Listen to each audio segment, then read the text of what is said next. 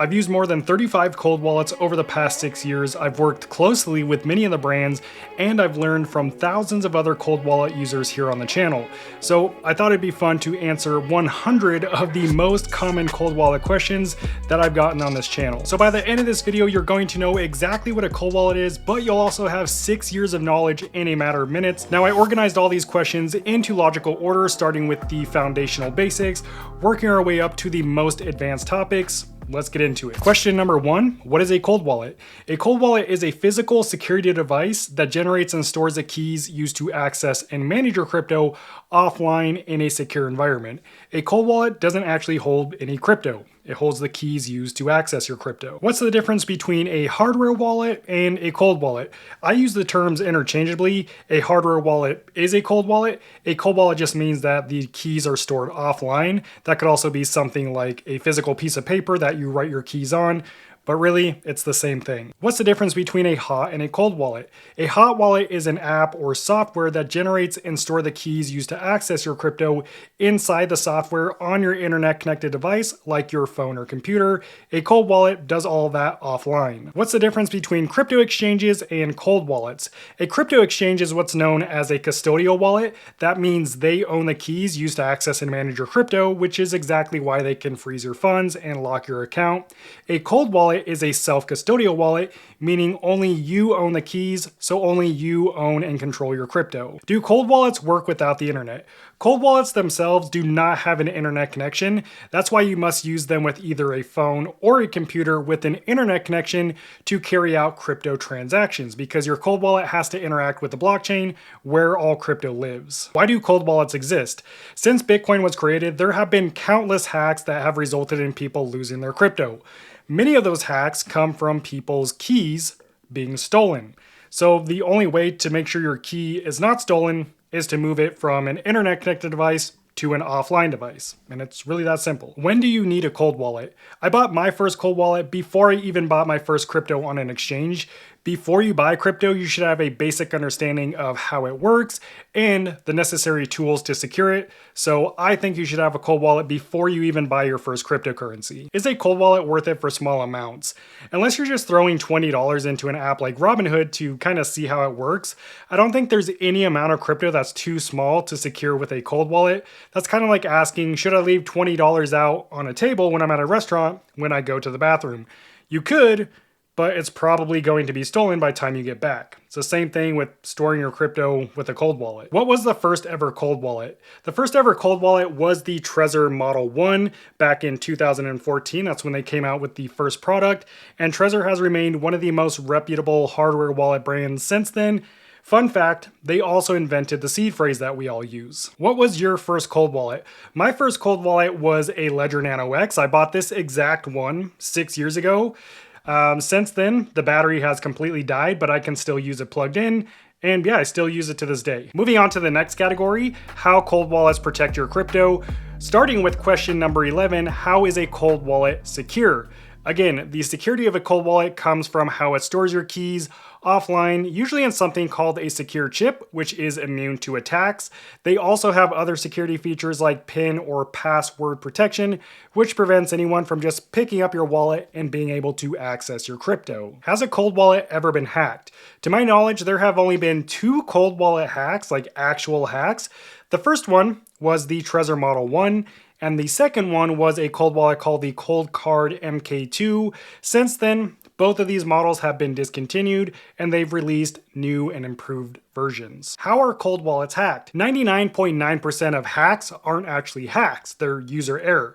The 2 examples that I just mentioned were both physical attacks that require the proper tools and knowledge to carry out the attack. So the only hacks that have ever occurred on a hardware wallet have been physical, but there have been no remote attacks that have successfully compromised somebody's cryptocurrency. Can your cold wallet be hacked if your phone or computer is hacked? One of the main reasons you want to use a cold wallet is to prevent exactly this. Because a cold wallet isolates your keys offline away from your internet connected device, even if your phone or computer is hacked, your crypto remains safe as long as your key is secured by a cold wallet. What's the most common real-world failure point? The most common failure point is user error. If you've ever heard of someone losing their crypto when using a hardware wallet, 10 times out of 10, it wasn't a hack, it was a user error, and that user error stems from not having a basic core fundamental understanding of how crypto works and how you can secure it using a cold wallet. How do most people actually lose crypto? Well, there's really only 3 ways that you could lose your crypto, or rather that someone could take your crypto from you. The first way is someone has physical access to your cold wallet, which probably doesn't happen too often. The second way is exposing or sharing your seed phrase with a scammer. This happens all the time. The third way is signing a malicious transaction approval and actually granting a scammer access to the funds in your wallet, and this is also a pretty common scam that we'll get to in a bit. Moving on to the next category, seed phrases and recovery. Starting with question number 17, what is a seed phrase? A seed phrase is 12 to 24 random words that are used to access all of your crypto across all the different blockchain networks. It is literally the master key to all of your crypto. Can you create your own seed phrase? All seed phrases are actually derived from the BIP 39 word list, which is a list of 2,048 completely random words, and the possible number of combinations from combining all these words is almost endless, and that's why it's virtually impossible to guess or hack a seed phrase. Why does a seed phrase matter more than the cold wallet device? Well, a cold wallet is really just a tool for generating, managing, and storing your seed phrase, whereas the actual seed phrase is the key to accessing your crypto. What happens if someone finds your seed phrase or you give it out to someone? So since the seed phrase is the key to your crypto, they can take it, enter it into their own wallet, and access all of your crypto, even if they don't have your physical cold wallet device. Can 2 wallets share the same seed phrase? You can use your seed phrase in as many wallets as you want. If you had 10 different cold wallets, you could enter your seed phrase into all 10 wallets and you would effectively be managing the same crypto with 10 different devices.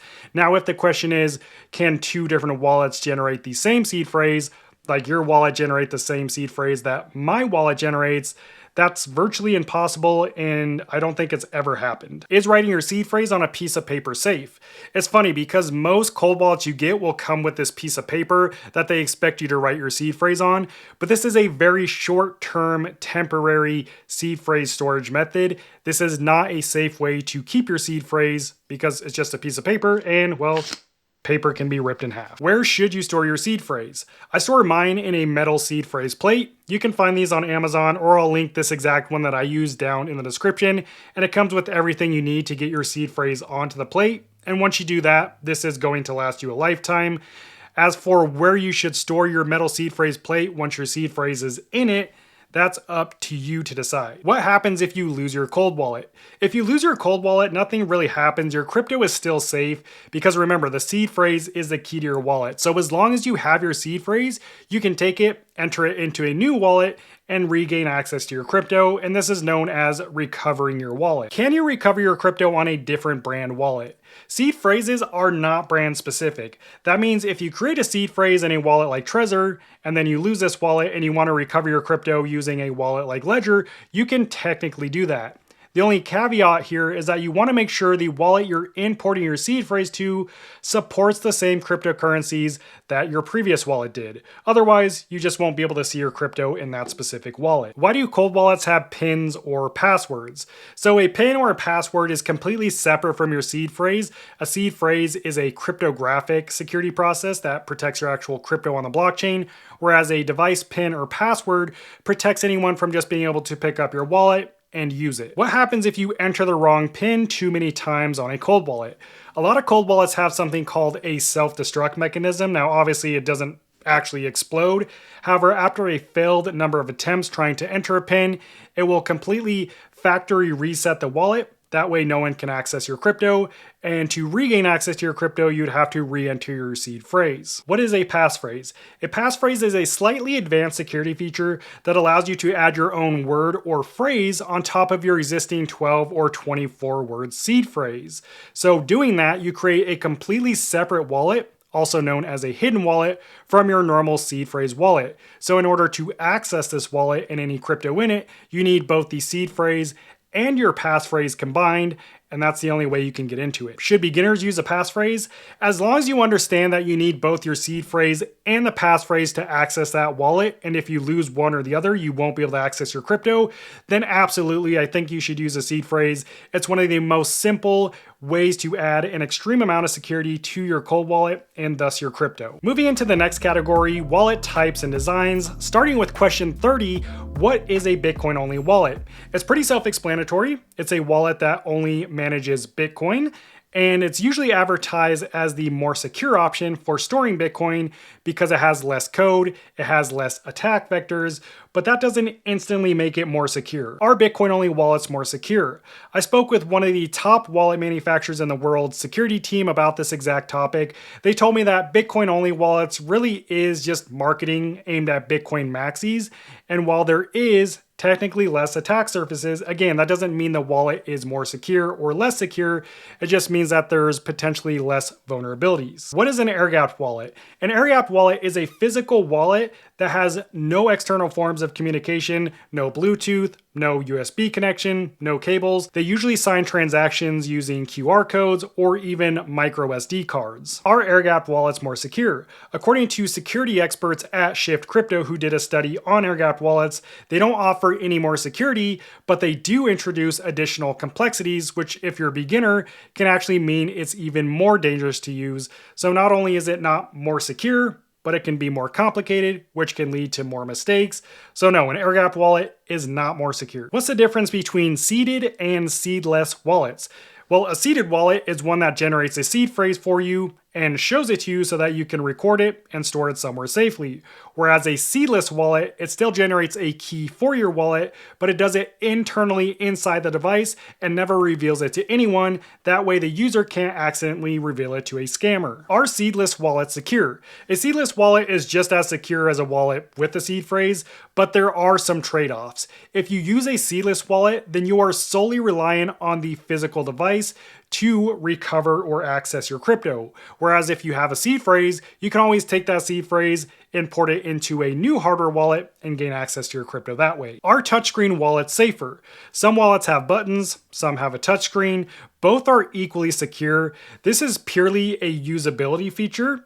I think wallets with touchscreens are more convenient to use because they generally have a full keypad that you can use to enter your PIN or your seed phrase, whereas most wallets that have buttons only have a couple buttons, which makes it a lot more cumbersome to do basic tasks. Are screenless wallets safe?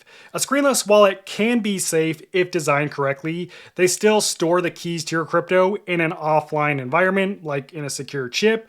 However, there is a lot more that goes into security than just having a screen or not, such as the cryptography, the firmware, and really everything else. Why do some wallets have batteries and some don't? If your wallet doesn't have a battery, then it has to be plugged into either your phone or computer to use it. We're starting to see a lot of wallet manufacturers move to being wireless, which requires the hardware wallet to have a battery. Moving on to the next category, how to choose the right cold wallet. Starting with question number 39, what's the best cold wallet? Well, there's no such thing as the best cold wallet. Best is subjective. What might be the best wallet for me might be the worst wallet for you. So the better question is, what makes a good cold wallet? The first two things that I check when choosing a cold wallet is what I call the two deal breakers. Number one is coin support. Does it support the cryptocurrencies that you own? If it doesn't, then you can't use it. The second thing I check is device compatibility. Does it work with the devices you have at home, like your phone or computer? Once you mark those two things off your list, then you can look at the actual wallet and its app and kind of how it works and see if that's something that will work for you. What's the best cold wallet for beginners? Now, I've worked with tens of thousands of people on this channel and I've helped those people get their first cold wallet.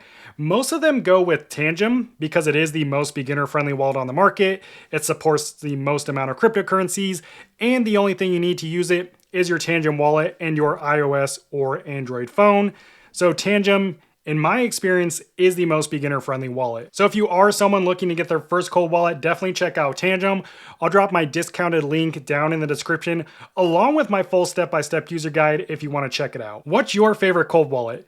My personal favorite cold wallet that I find myself using more than any of the other cold wallets that I own, and I own more than 35 of them, has to be Tangem. It's just the most enjoyable to use, and it is the closest thing that I think crypto mass adoption looks like, which is a fun and seamless experience. Also, it's just a card, so it's super discreet.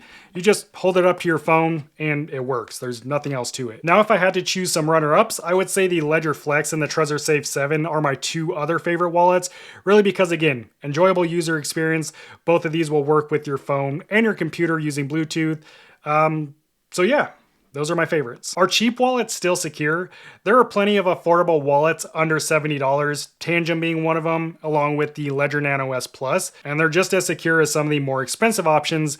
When it comes to price, it's usually talking or reflecting the usability, not the security. Are expensive wallets more secure?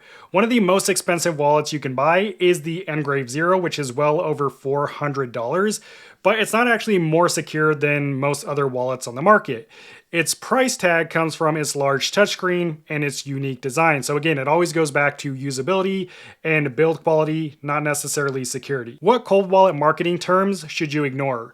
For me, it has to be air-gapped wallets. I'm so tired of hearing about air-gapped wallets and air-gapped wallet marketing. One, because air-gapped wallets aren't actually more secure.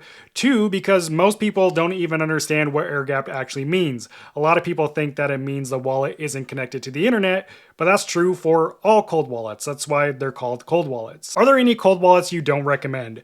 I'll personally never use or recommend Decent wallets, and the reason you see so many crypto influencers push Decent is because Decent will pay them just to upload a video to YouTube.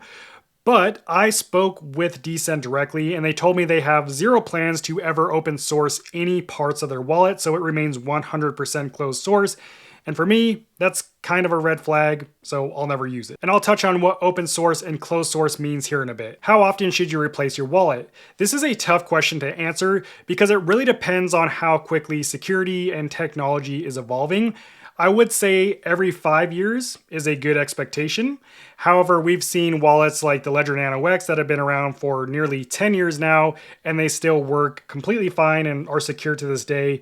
So it really depends, but I would give the average wallet 5 to 10 years before you upgrade to a new one. Moving on to coins, capacity, and compatibility, starting with question number 48.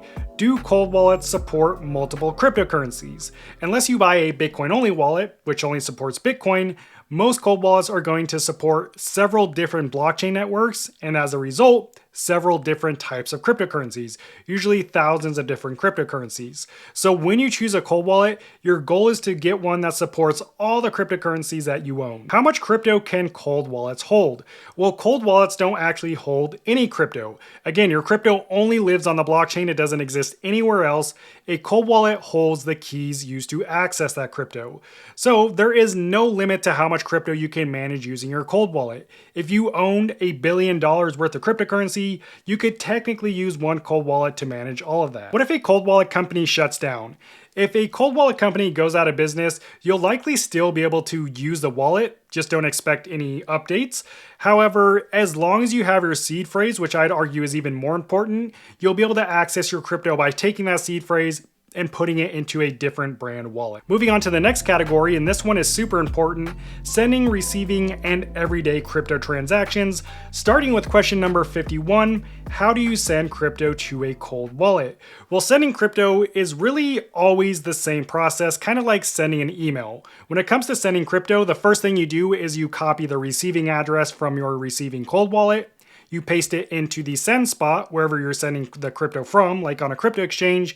You enter the amount of crypto that you want to send, then you hit send, you confirm the transaction, and then eventually the crypto shows up in your cold wallet. Do you need your cold wallet when you're receiving crypto? This confuses a lot of beginners because they think that you actually need the physical cold wallet when you're receiving crypto to that wallet. Again, it's like sending an email. When you send an email to someone, you don't need access to their email account to send them an email. All you need is their email address. And it's the same when sending crypto. If I have your wallet's receiving address, I could send crypto to it right now without your approval. How long does it take for crypto to arrive in your cold wallet once you send it? This has nothing to do with your cold wallet and everything to do with which blockchain network your cryptocurrency exists on. For example, a network like Solana, which is a super fast network, usually only takes a couple of seconds for your crypto to be sent to wherever you're sending it to. But if you're using a network like Bitcoin, which is a lot slower, it can take several hours in some cases. Are there fees for sending or receiving crypto to your cold wallet? So transfer fees again have nothing to do with the actual cold wallet and everything to do with the blockchain network your crypto lives on or the network you're sending it on. Some networks that are more efficient like Solana will cost a few cents for the transaction fee. where something like Bitcoin or Ethereum can be a lot more expensive. And it also depends how busy the network is at the time of your transaction, but it has nothing to do with the actual hardware wallet device. Can you send crypto from one cold wallet to another? So again, sending crypto is virtually the same process regardless of what tool you're using to do that. So you could send crypto from an exchange to your cold wallet, you could send crypto from cold wallet to cold wallet, from a hot wallet to a cold wallet. Whatever platform allows you to send and receive crypto, you can use both of those to send and receive crypto. On to the next category, apps and portfolio management, starting with question number 56. Why do cold wallets have apps? Well, cold wallets are offline, so they have no way of interacting with the blockchain where your crypto lives. So that's why cold wallets use apps, because apps have an internet connection. So cold wallet apps are like a middleman between your cold wallet and the blockchain network. The blockchain sends unsigned transaction data to the app, which then sends it to your cold wallet, where you then sign that transaction in a secure offline environment, and then it sends it back to the app and confirms it on the blockchain. So the app is really just a middleman, so you can do things like view your portfolio, look at all your tokens, and basically see all the data from the blockchain. Why can't you see your portfolio on your cold wallet device? If you look at the Ledger Flex, you don't actually see how much crypto I have on this wallet. That's because this is completely offline. It doesn't have a way to show me how much crypto I own, and that's why I have to use the Ledger Wallet app. That shows me all my portfolio data and transaction history because it has an internet connection. My cold wallet doesn't. Why is there random crypto in your cold wallet? If you notice random cryptocurrencies appearing in your cold wallet, it's usually some kind of spam token. This can be address poisoning or a dusting attack, which sounds terrible, but it's really nothing to worry about. Are spam tokens dangerous? These tokens that I just described aren't dangerous on their own. They're really only dangerous if you try to interact with them. Most of them will try to bring you to an external website or URL, which will be some kind of phishing website where you'll sign a malicious transaction approval, or the website will request that you enter your seed phrase so they can steal your crypto.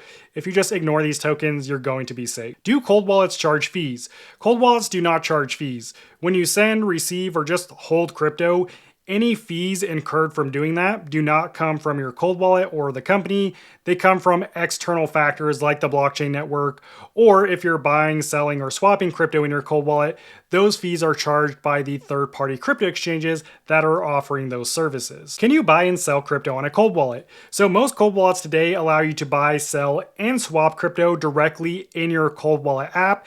Again, these features are offered by third-party services, but you can do this all without ever exposing the keys to your crypto, which means this is a safe option if you want to do it. Can you stake crypto from your cold wallet? A lot of people keep their crypto on exchanges because they think that's the only way they can stake their crypto. But again, most cold wallet apps offer some kind of native staking that allow you to stake your crypto directly from the security of your cold wallet device. On to the next category, connectivity, travel, and real-world handling. Starting with question number 63, can you use your cold wallet on public Wi-Fi?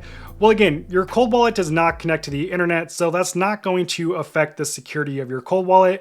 However, it could affect the internet connected device that you're using, like your phone or your computer. So if you're doing any kind of sensitive stuff on your phone or computer on a public Wi-Fi connection, that data could potentially be exposed. Is Bluetooth dangerous on a cold wallet? Not in any real world scenario. There has been no cases of a cold wallet ever being compromised through Bluetooth, and the only data that's being sent between Bluetooth connections is unsigned and signed transaction data. Your keys always remain offline in a secure environment on your cold wallet device. It's not transmitted over Bluetooth. Is USB safer than Bluetooth?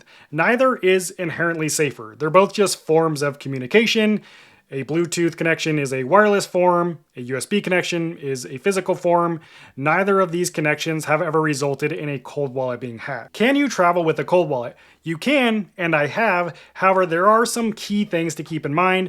Number one, some countries do not allow you to bring in cold wallets. They ban them.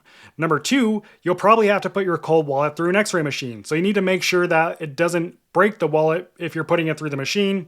And number three, having a cold wallet on you can make you a target even with airport security. This has happened before.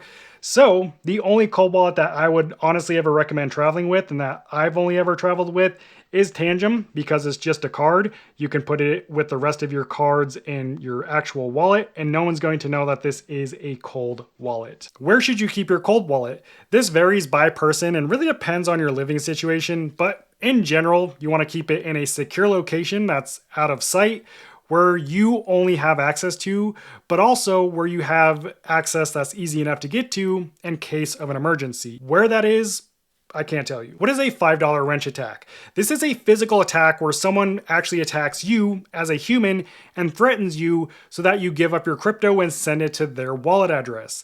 The only real way to avoid this kind of attack is to stop telling people that you own crypto. Tell no one. Keep it private, and you should be good. Next category, physical and supply chain security. Starting with question 69, can a cold wallet be physically hacked?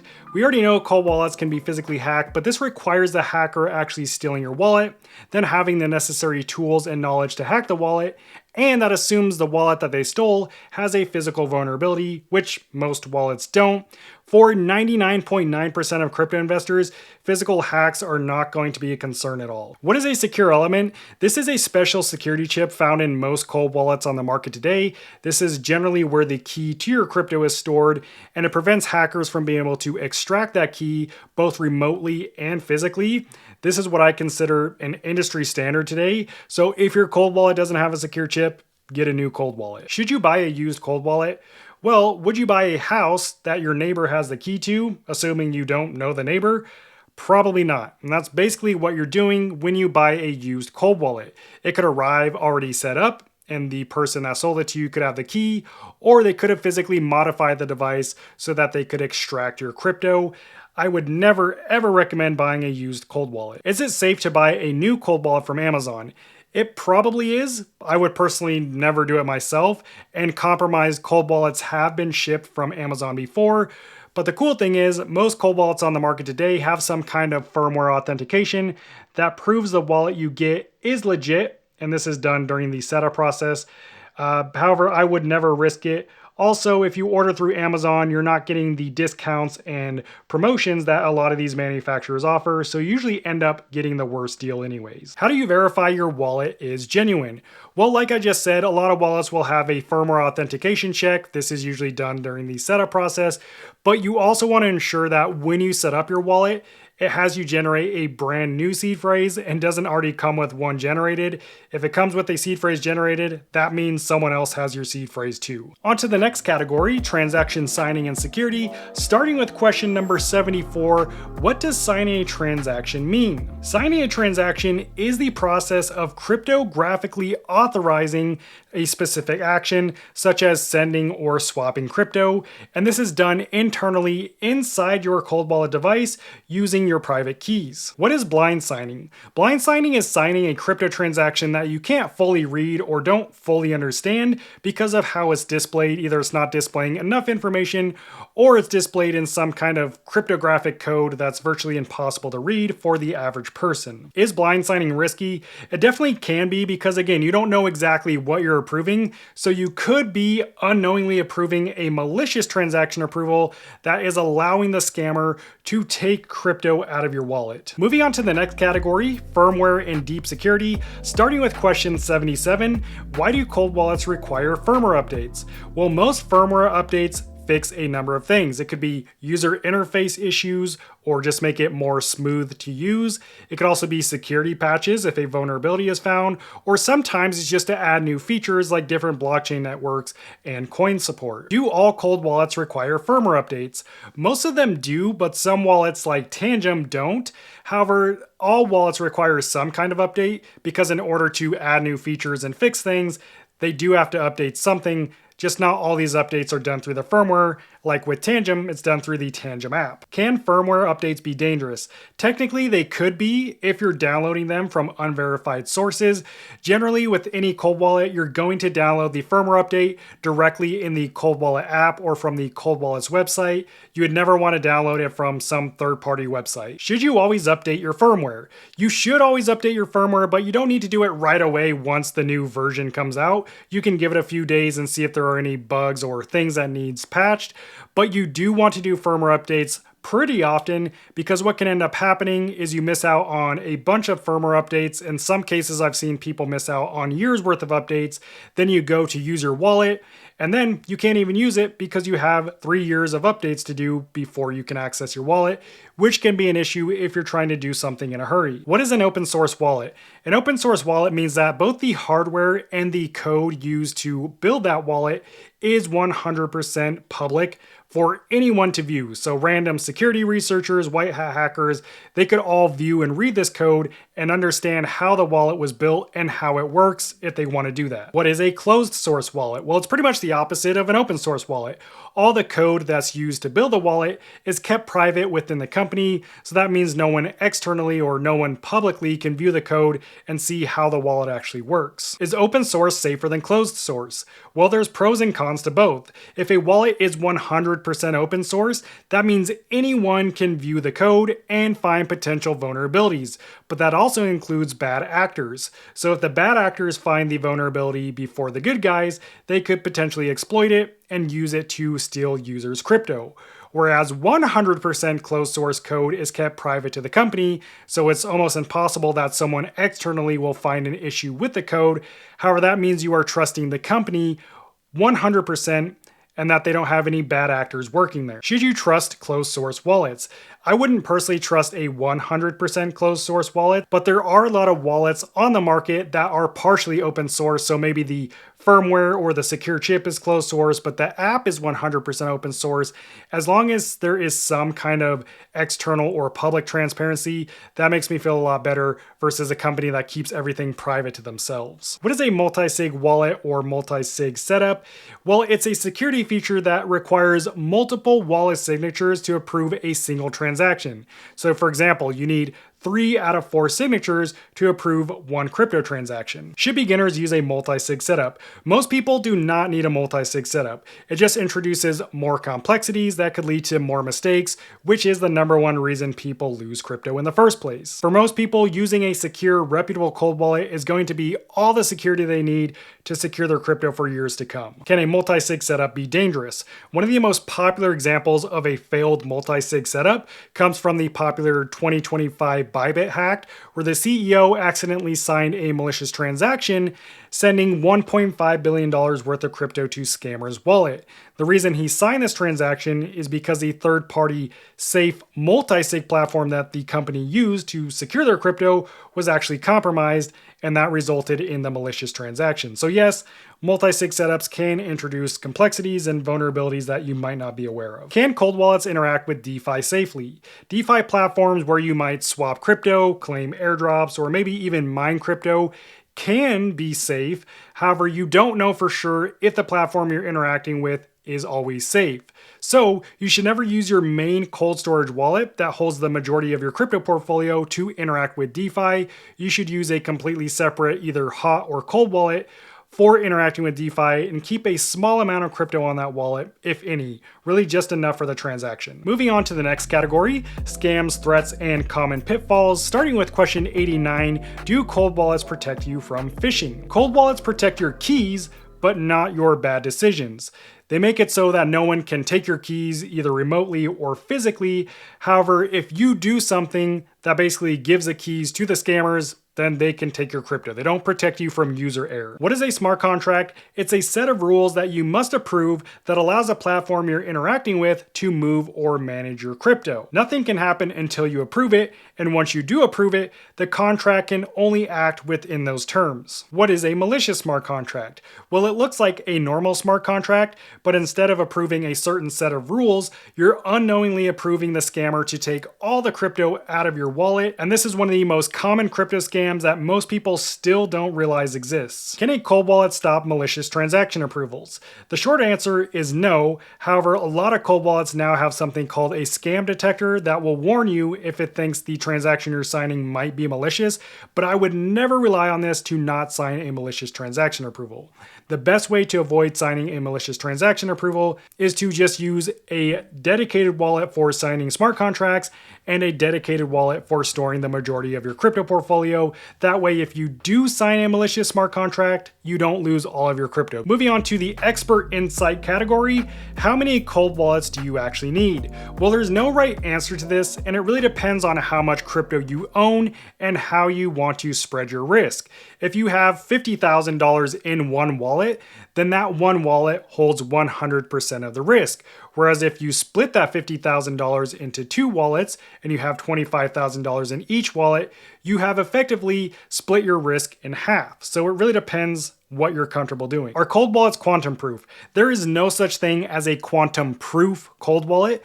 The blockchain network itself first has to implement quantum resistant technology, and then the wallet manufacturers will come in, take that same technology and put it into their wallets. So it starts at the blockchain, and then the wallet manufacturers will just implement that technology. What's the safest cold wallet setup for a normal person? After working with thousands of different investors, the safest setup is one that you understand and feel comfortable using, because again, the number one way people lose their crypto is through user error. What's considered overkill for 99% of crypto users? You don't need a dedicated computer, a VPN, or a multi-sig wallet, or even an air-gapped wallet.